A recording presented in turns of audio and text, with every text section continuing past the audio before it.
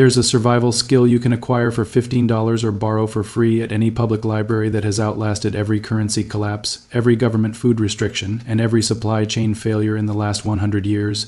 In Weimar Germany in 1923, when the exchange rate hit $1 per trillion. Marx, people who held this skill ate, people who held cash did not. Not almost as well fed, not comparably nourished, measurably, provably better. Adam Fergusson documented it in 1975. Karl Polanyi confirmed the structural reason it works in 1944. The skill is barter, the direct exchange of value without currency as the middleman. It keeps you fed when the shelves empty. It keeps you connected when institutions fail. It keeps you relevant when credentials stop meaning anything. The survival food industry, a $12 billion industry, sells you freeze-dried meals and 30-year shelf life buckets as the answer to exactly this problem. They did not forget this existed. That would be an accident. They buried it. That was not an accident. It was a decision. This is the story of barter, what it actually does, and why the skill that has saved ordinary people through every major collapse of the last century was never supposed to reach you. Welcome back to Science of Survival, where we open the vaults. Hit subscribe and the bell if you are not already in. In the autumn of 1921, in the city of Berlin, a schoolteacher named in a W documented in Adam Fergusson's archival research walked to the market with a wheelbarrow full of paper marks to buy a week's worth of bread for her 2 children. By the time she reached the front of the line, the price had changed, the marks she carried were no longer enough. She had not lost her job. She had not been reckless. The currency she held had simply ceased to function as a store of value while she was standing in line. What happened next was not organized by a government. It was not directed by any institution.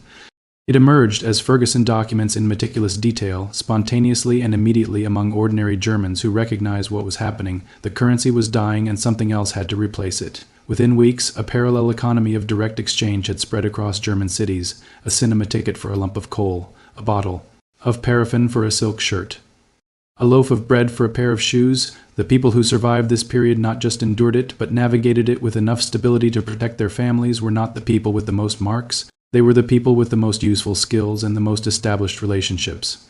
A cobbler did not go hungry because shoes needed mending regardless of the exchange rate. A baker did not go cold because neighbors needed bread and a baker needed firewood. The knowledge was not written down in any manual. It did not need to be. It was structural, value for value, no intermediary, no inflation. 400 years before Weimar, on the other side of the world, the Inca Empire administered one of the most sophisticated non-monetary economies in recorded history.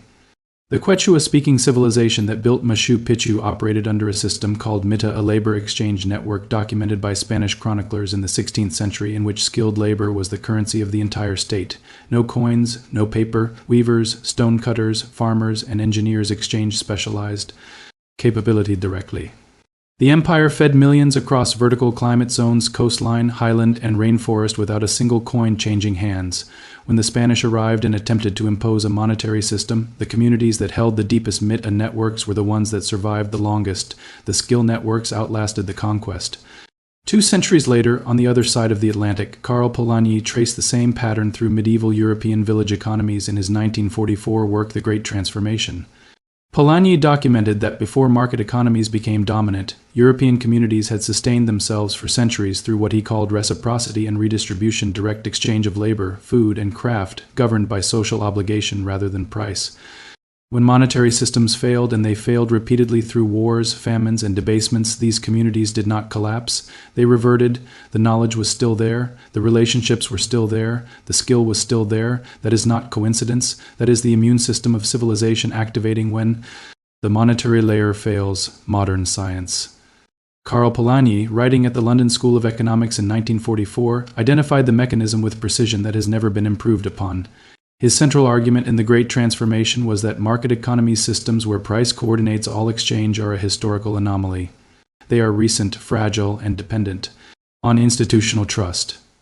Barter economies, by contrast, are not primitive predecessors to market economies. They are the fallback system that emerges when institutional trust collapses. They do not require a functioning state. They do not require a stable currency. They do not require a supply chain.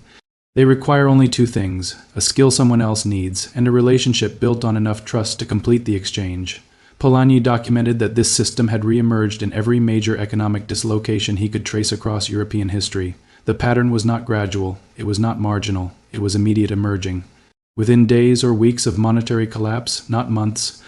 When the Soviet Union dissolved in 1991, Russian economists estimated that by the mid-1990s, barter transactions accounted for somewhere between 50 and 70% of all industrial exchange in the country. Factories traded steel for food, workers accepted goods instead of wages. The monetary layer had not simply weakened. It had, in significant portions of the economy, ceased to function, and beneath it, the barter layer was already operating. It had never fully gone away. This is the kind of knowledge that used to travel through families for generations past from person to person because it worked, not because anyone paid to promote it. That chain was broken deliberately. The question is whether it gets rebuilt. In 2010, when the Greek debt crisis hit the city of Volos, residents launched a local exchange trading system called TEM, documented by the BBC and multiple academic observers. Within 2 years, over 1,000 members were exchanging services, food, and goods through a structured barter network that operated entirely outside the collapsing formal economy. The reduction in dependency on the monetary system among TEM members was not incremental. It was not marginal for the goods and services covered by the network. It was total. So why has no survival manual ever mentioned barter skills by name as the primary survival strategy ahead of stockpiles, ahead of freeze-dried food, ahead of every product currently advertised to you as the answer to collapse? Here is what a $12 billion industry looks like. The survival food industry, growing aggressively since 2008 and accelerating sharply after 2020, is built on one foundational premise: that survival is a product you purchase in advance and store. The companies selling this premise include My Patriot Supply, Wise Company, ReadyWise, Legacy Food Storage, For Patriots, and Augustin Farms. You cannot patent a barter skill. You cannot trademark the concept of exchanging labor for food. You cannot build a subscription model around a human relationship. You cannot charge recurring fees for the knowledge that a cobbler, a baker, or a nurse will always have something to trade. This is the structural problem barter represents for an industry whose entire revenue model depends on you believing that survival requires a purchase. A 30-day emergency food supply from a leading provider costs between $200 and $400. A 90-day supply can run over $1,000. These are not one-time purchases. The industry actively markets rotating stock, subscription replenishment, and annual restocking as responsible preparedness practice. The regulatory environment in the United States does not restrict any of this. There is no law preventing these companies from selling what they sell. The financial logic, however, is transparent. Every person who builds a genuine barter skill network is a customer that subscription model loses permanently. That is not oversight, that is architecture, deliberate and sustained. Now, here is exactly what to do with barter skills. Step 1. Acquire the knowledge base. When Money Dies by Adam Fergusson is available on Amazon in paperback for approximately $15 to $18. The Kindle edition is available at a lower price. Most public library systems carry it, which means the knowledge base costs you nothing.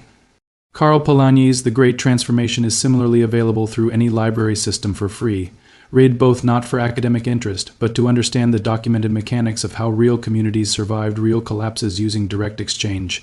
Step 2. Inventory your current skills honestly. Write down every practical thing you know how to do that someone else might need: cooking, basic medical care, vehicle repair, sewing, carpentry, electrical work, animal husbandry, teaching. Do not filter for what seems impressive. Filter for what is useful when supply chains break. Step 3. Identify the gaps. Look at your list and identify 2 to 3 skills you do not currently have that appear repeatedly in documented barter economies. Medical knowledge, food preservation, and mechanical repair appear in virtually every historical account. Pick one and begin acquiring it. A first aid certification costs between $30 and $80. At most Red Cross centers. A food preservation course at a community college runs $50 to $100 in most regions. These are one-time costs that produce a permanent asset no inflation can touch.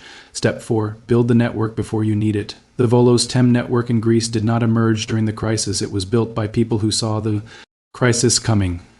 Introduce yourself to 3 neighbors you do not currently know. Find out what they do well. Tell them what you do well. This costs nothing and cannot be taken from you. Step 5. Establish your barter inventory. Identify 5 to 10 physical goods with stable crisis period value: coffee, salt, alcohol, medicine, batteries, seeds, and maintain a modest rotating stock.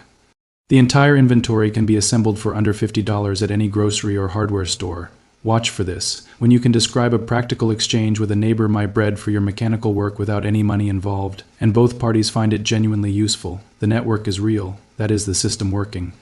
If you build the skill list but find no one willing to exchange, check 3 things. First, whether your offered skills are practical rather than credential-based.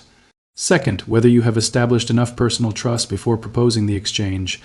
Third, whether you are offering skills people actually need in a low-supply environment rather than skills valued in a normal economy. For maximum safety, barter does not replace all functions of a monetary economy. It does not handle large capital transactions, long-distance trade, or exchanges requiring precise valuation, maintain a modest supply of portable physical assets, silver, stable foreign currency, or high-value barter goods for situations the skill network cannot cover. $50 in survival food is a reasonable buffer. $50 in barter skills development is a permanent infrastructure. $15 in the right book is where both begin. $15 for the knowledge base versus $200 to $400 for a single month of freeze-dried meals every year on subscription, indefinitely. Every civilization that survived a currency collapse rebuilt itself on the same foundation. Direct exchange of real skills between real people, and every modern industry that profits from fear has spent decades making sure you thought the answer came in a sealed bucket instead. This knowledge did not disappear. Someone made sure. It stayed buried. Drop a comment. What skill do you have right now that you think would actually matter if the monetary system stopped working for a month? If this video opened something for you, subscribe now. The next vault opens soon. What is inside is even heavier than this.